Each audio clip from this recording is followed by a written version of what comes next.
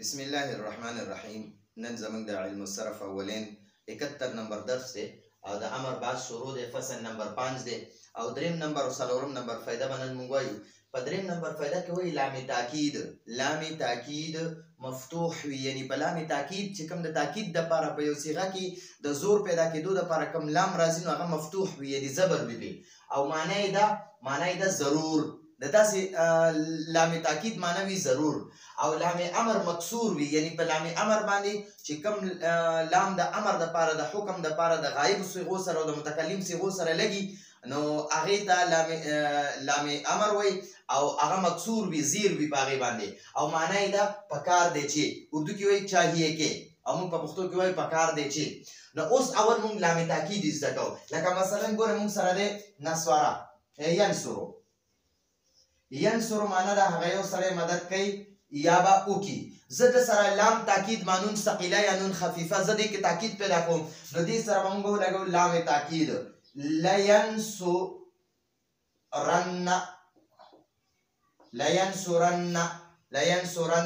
د دې لینصرن معنی دا هغه یو سړی با ضرور بالضرور، یعنی ضرور مدد کوي. ٹھیک شو دی؟ ها یا دې سره عمدہ یا د ګورې دا غشن دی تنصرو معنی دا ته مدد کوي یا به اوکی تنصرو.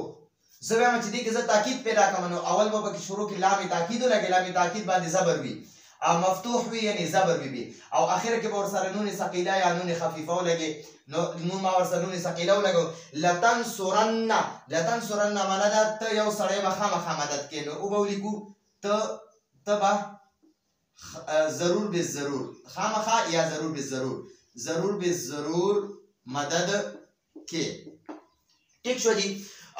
یا د قشان دې سره نون ثقيله ولګوا نون خفيفه ولګوا ما دوانو سره لام تاکید بانون ثقيله او تو ور سره لام تاکید بانون خفيفه ولګوا. خدا وګورئ د دې لام تاکید بانون ثقيله دا لام تاکید دی، د تاکید د پاره د کور په د باندې وي زبر وی، لا تاکید د پاره چې کوم لام وی هغه باندې زبر وی او دا په دې صيغه کې زور پیدا کو، تاکید پیدا کو. اوس کته ور سره ولیکي ینصرو او ته د سره نون خفيفه لګي نو دا اخري حرف زبر کې نون خفيفه یعنی ساکن نون ور سره لګو، لام تاکید ور سره وګ لینصرن یا لینصرن یا دا قشان دی تنصرن او لام تاکید ور سره لګا لا تنصرن نو د لتنصرن معنی دا ته ضرور بالضرور مدد کوي او د لتنصرن معنی دا ته ضرور بالضرور مدد کوي. لینصرن معنی دا هغه یو سړی به ضرور بالضرور مدد کوي او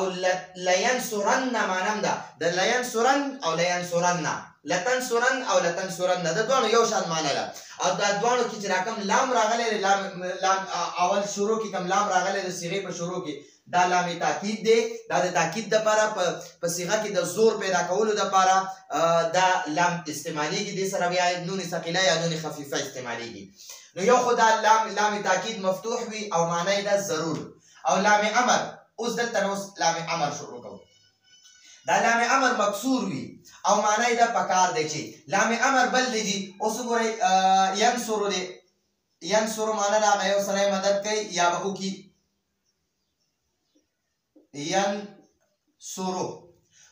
د سر لام امر لګوم نو لام امر مکسور وي زیر وي نو دا لام امر باندې به زیر لګي او دلته کې به د اخري حرف ساکن شي. لینصر معنی دا پکار دی چې هغه یو سره مدد وکي، پکار دی چې پکار ده چې هغه یو سره مدد وکي. ٹھیک شو دی؟ ها یا تنصرو دی تنصرو معنی ته مدد کوي یا به وکي نه تنصرو نه انصرو معنی دا زه مدد کوم یا به وکم انصرو زه مدد کوم یا به وکم. اوس زه وایم ماله پکار دی چې زه مدد وکم یا مالا یعنی پکار دی چې زه مدد وکم پرګه نو دې سره لام امر ولګي، لام امر مکسور وي زیر وي په دې ته وره دی لام باندې زیر دی نو لانصر اخري را بساکین کی لانصر معنی را پکار ده چې ز مدد وکم ٹھیک شو یا ګورې جی داسې وکړئ څنګه دې کې دغه لګولې نون ثقیله او نون خفیفه هم لګولې نو د لام امر سره هم نون ثقیله یا نون خفیفه ولګوه لام امر سره به نون ثقیله مونږ داسې ولګوو لکه مثلا دلته اوس دې ته ګورئ دا لام امر نه ګورئ جی ینصرو معنا راغی یو سړی مدد کوي یا به وکړي زه به هم دې سره نون ثقیله لګوم نون ثقیله او دې اخیری را باندې بیا زبر راشي چې کله ورسره نون ثقیله لګي او دې سره لام امر مو لګوه لینصرن وګوره یو دې لینصرن د دې لینصرن معنا دا هغه یو سړی به ضرور مدد کوي دې سره چې کومه د نون ثقیله هم شته خو د دې صیغې په شروع کې دا لام دی دا مکسور دی نو چې کله نون ثقیله یا نون خفیفه په صيغه کې لګیدلی او شروع کې لام لګیدلی هغه مکسور وي نو دا به د امر صيغه وي نو د دې معنی به وي پکار دی چې هغه یو سره خامخا مدد وکړي دلته به د دې معنی نه پکار ده چې هغه یو سره خامخا یا ضرور مدد وکړي ضرور مدد وکي ٹھیک شو یا دا کشان دیره دا لتنصرن لے دا تا لتنصرن اوکا یا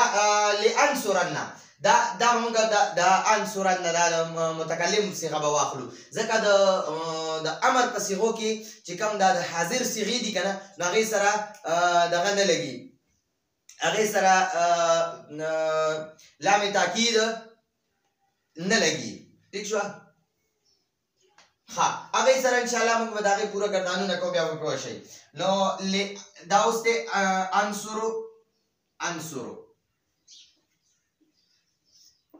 انصرو معنا د زمادت کوم یا وکم زدي سره لام تاکید لګوم نون ثقيله لګوم او لام امر ور سره لګوم لانصرن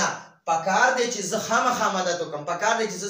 ضرور مدد وکم نو ګورئ چې کله نون ثقیله لګېدلي د صیغې په اخره کې او په شروع کې لام امر دا مفتوح لام لګېدلي زبر والا لام لګېدلي نو پوه شئ چې دا لام تاکید دی چې کله د یوې صیغې په اخره کې نون ثقیله یا نون خفیفه دی او په شروع کې لام مکسور دی دا لام مکسور دی نو پوه شئ چې دا لام امر دی نو د لام تاکید د صیغې په شروع کې راځي او زبر وي لام امر د صیغې په شروع کې راځي او زیر وي ٹھیک شو نو د لام امر معنی را پکار دی چې هغه سړی مدد وکړي یا پکار دی چې هغه یو سړی وخل وکړي او د لام تاکید مطلب وي هغه یو سړی به ضرور مدد کوي یا هغه یو سړی به ضرور وهل کوي نو د لام تاکید باندې زبر وي او د دې معنی نه ضرور او په لام امر باندې زیر وي او د دې معنی نه پکار دی چې اردو کې وایي چاهیے کې ٹھیک شو نو دا زمونږه فائدہ نمبر 3 او فائدہ نمبر 4 وا د امر په باس کې نو ان شاء الله د دینه پس اوس مونږه د باس امر د امر هغه باس پکو او معروف او بیا به د باس امر مجهول گردان کو بیا به باس امر لام تاکید بانون ثقيله د باس امر نون ثقيله سره